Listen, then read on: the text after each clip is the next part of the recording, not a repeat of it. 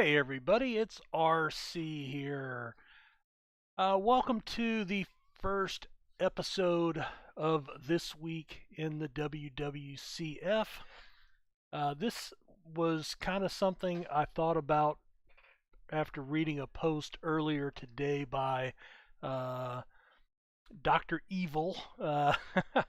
He was Coach Evil was one of our longtime coaches back in Gridiron Glory in the heyday of BBCF, and where many of us that are still in WWCF cut our teeth on the game and the online multiplayer uh, leagues for college football.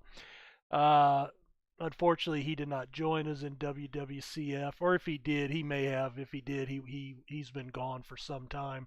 So it was nice to see his name crop up on the feed today. That was always nice to tie in with some names from our past. And it got me thinking. He mentioned a radio show that some of the guys used to do, and certainly with just my voice here, it will not compare in any way, shape, or form.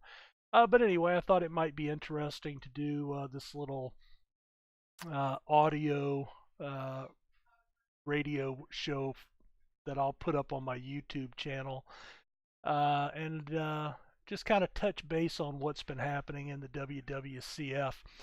We are down to the final four here in the 2024 season. Cal, the surprise team with 3 losses, and Cal's a team that doesn't lose 3 games in a season very often, if ever. Ohio State has gone undefeated and completely destroyed their opponents this year. They boast the number 9 offense. And then in the other half of the bracket, we have number 2 Florida and number 3 Oregon with 1 loss apiece.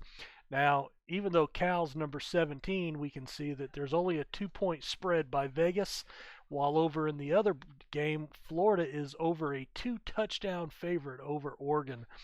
Very surprising. And I think a lot of that plays into the scoring. Oregon got past Texas last week in a very low scoring affair, 17 to 13 or something of that nature. In fact, I should know that score since Texas is my team, and I'm bitter. 15 to 13. So yeah, thanks. Appreciate you knocking us out on our ass. And again, we will not be hoisting a trophy this year. But hey, anyway, the 2 teams that are in it, or the 4 teams that are in it, very well deserving. I am predicting an Ohio State Florida championship game. Doesn't mean Cal and Oregon have no shot. Never count Cal out. In fact, if we go and look at the past history, Florida won the first 2 championships way back in 2000, 2001. Have not won a actually, well, they did. They won a title in 2020. Cal had gone on a pretty good run there with 3 in 5 years, and giving them 5 championships all told. Although now they are on a 5-season run without a title. So Oregon, however, is the one team in there that has not won the title. I believe Ohio State has a win. That's one too many, but that's just personal feelings. Nothing against their coach or any of the coaches, but one more than they need. So I'm actually well, I don't know. I'm pulling for Oregon to win the whole thing, just because. Uh, but that's just me. Let's go back and take a look at the season and just kind of see what has transpired. Maryland, 12 and 3. Now Darren doesn't lose 3 games in a season very often, but he was able to beat Virginia Tech for the conference title. Virginia Tech looked like they were going to make that jump this year by going undefeated, and but Maryland still picked them off in the championship game. But it's been those 2 guys pretty much forever. Over in the Big East, Rutgers climbed to the top of that mountain, getting past West Virginia, and an 11-win season before falling in the first round of the playoffs.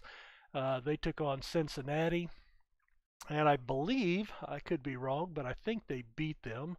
Let's see. We can go back and check that real quick. Don't want to give inaccurate information. Let's see. Yep, Rutgers beat Cincinnati 36-17. Maryland got past Virginia Tech by 10. Over in the Big Ten, Michigan State 6-2 in the conference. Ohio State ran the table. My Michigan squad finished second, but still 3 conference losses. Very tough year for me in the Big Ten, with of course Ohio State defeating Michigan State for the conference title. Let's see if we can move that over there and we can maybe see scores and whatnot. Yep, 29-20. The big surprise of the year, at least what I consider the big surprise, was North Texas winning the North. Historically, the North, when Oklahoma was also in the South, it was an also ran. I mean, the South won umpteen consecutive conference titles. I believe Kansas State broke that streak and won their one, and then Oklahoma has won it ever since. Boise might have won it one year, but Danny has really taken North Texas and brought them a long way. They've actually been promoted through 2 conferences, and now have actually won the Big 12 because they defeated Texas Tech, which they went 12-3 this year, but I thought that was an upset. I thought there was no way that they got past Tech, but they did. And of course, another big surprise this year was A&M. They have come a long, long way to go 7-1. They beat Texas this year in their rivalry game to knock Texas down to 3rd, and they got 2nd place with a 10-win season. Very, very stellar season for Homer over at A&M. And I tell you what, if he keeps them up where they are, then we've got a new 3-headed monster in the South, I think. We broke that up once with Oklahoma going up north. Rumor has it Danny might not be coming back. He and I have not talked too much recently. Not as much as we have in seasons past. But I know he's getting his butt kicked by school. He's in his master's level program, and it's eating him alive. And plus, he's getting married in a few months, and he's having a baby in a few months. So congratulations to him across the board. But certainly hope that real life does not preclude him from coming back. And he's won his first conference title in a major conference. He has won his first playoff game ever in history, going back to the real year of 2005, back when he was a Gridiron Glory member. And he's done a really great job. So I really hope that he works to stick it out. Even if he's not as active on the forums, I hope he can at least work on exporting, because I think he needs to reap the benefit of the work that he's put in to get to this point. So, whether he stays or not, congrats to Danny. And I think, the Big 12 had the 2 big teams this year was North Texas and A&M. So congrats to those 2 teams, even though it cost my team in that conference. Over in Conference USA, Miami of Ohio and Rice. And Miami of Ohio beat Rice, which I think that was an upset. Rice was in the top 15. Miami has rolled up into the top 25, but they took Rice out pretty handily, almost by 3 touchdowns. So I think that was kind of an upset to a certain extent. Rice put up over 450 points this year. Only gave up 93 in conference, so they had a great season over in Conference USA. Over in the MAC, we had Western Kentucky and Army both went 7-1. Western Kentucky had one of those really flip-flop seasons where they only lost 1 conference game but went 0-6 out of conference. So that's kind of tough. Ball State 7-1, 11-3 overall, and we can see Ball State edged West the Hilltoppers by 3 in their conference championship game. My Air Force squad went undefeated. They've really been on a roll, even though they're still not the highest prestige team in the Mountain West. We've kind of taken over that coastal division up there, or that East division. Nevada, who's become our arch rival. Not sure why I thought they were in my half of the division, but I guess because we seem to play each other every year. But we ended up taking them out 37-13 to win another Mountain West title for the Air Force Academy. And I've been hearing some chirping that people want me taken out of the conference. We'll see. Uh, we haven't really talked about that, Darren and I. We haven't had any moves in a couple of years. But if we look at conference, I mean, we're just at a 50. So I don't know what that does. I guess, we should go up a little bit this year, and I guess 50 may price us out of of that conference. So we'll see. We'll see what that does. Let's see. Oh, I know what we were looking at standings. Cal 8-1. Oregon also went 8-1. USC 6-3 down in the other half, along with Arizona State.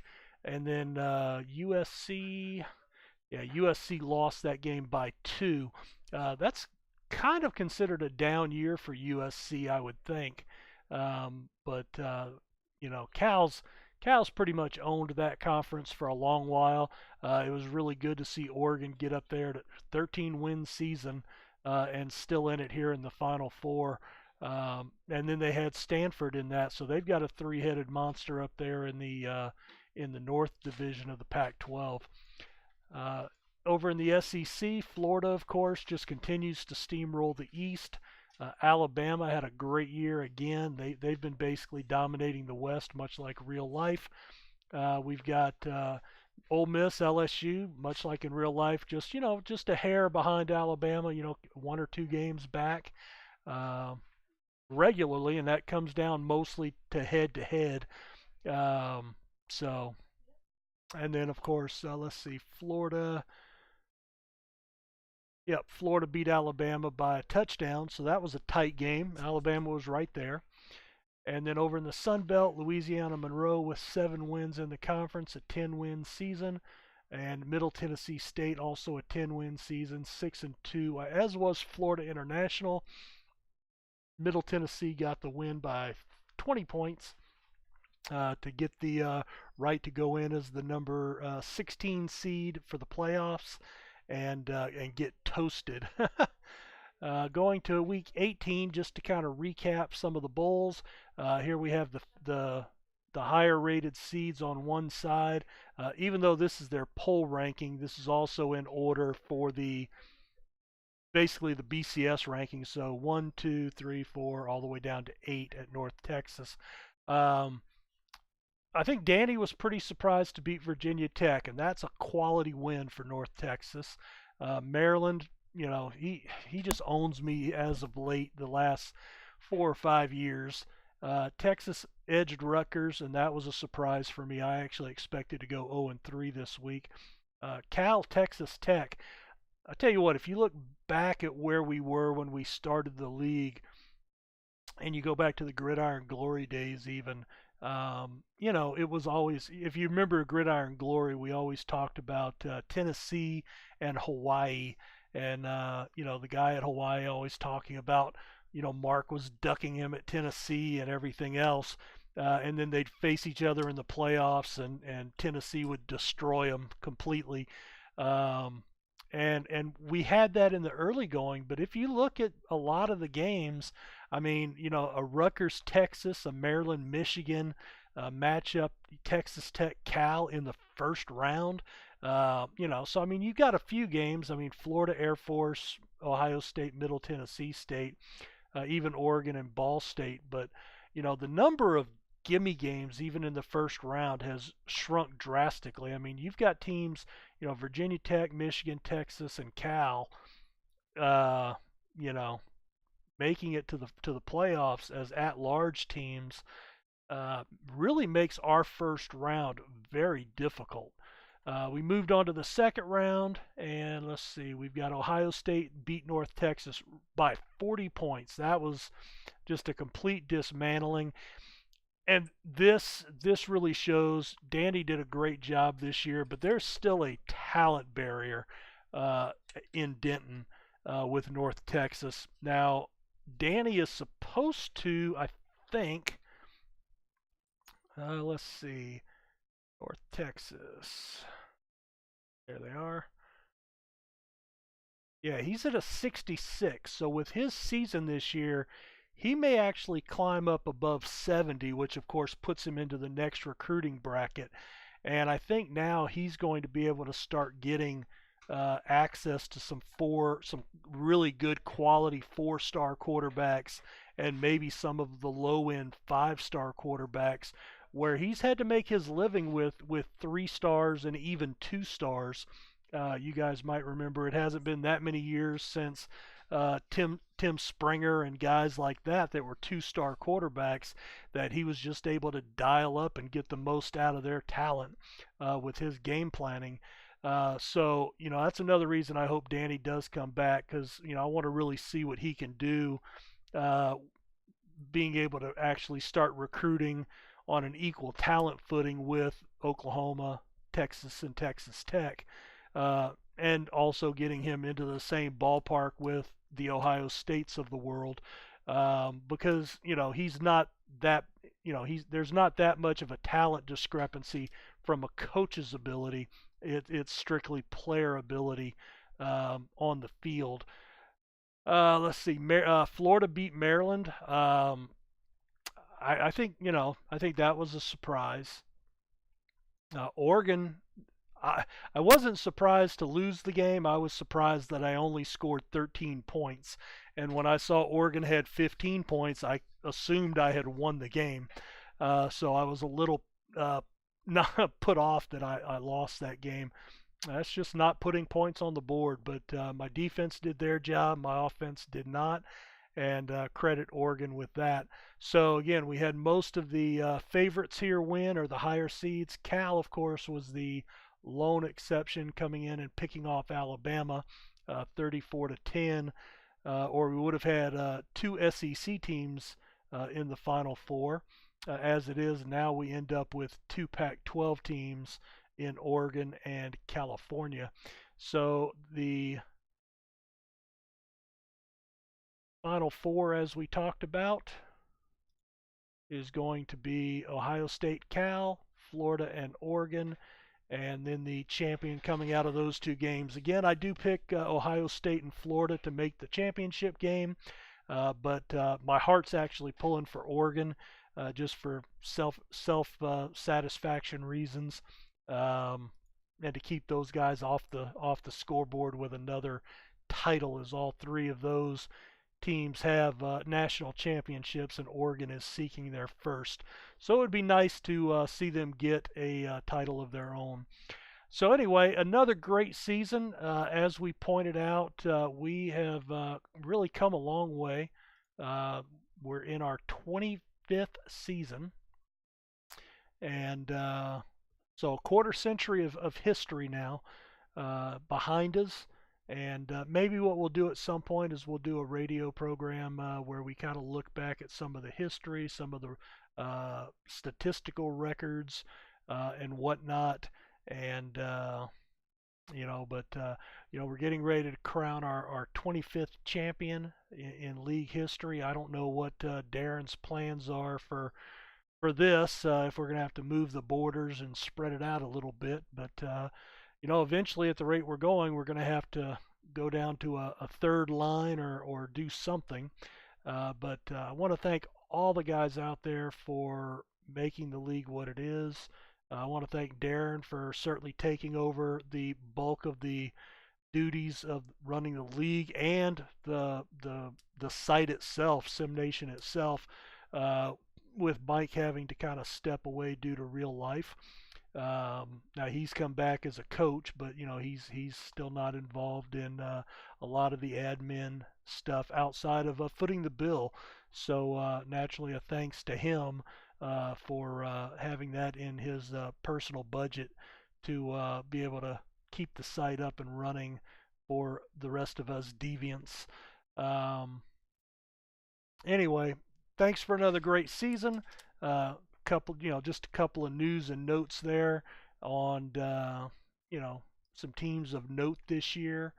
Um, anyway, thanks for a great season, and we will see you guys whenever we decide to do another episode. Have a good one. Take care.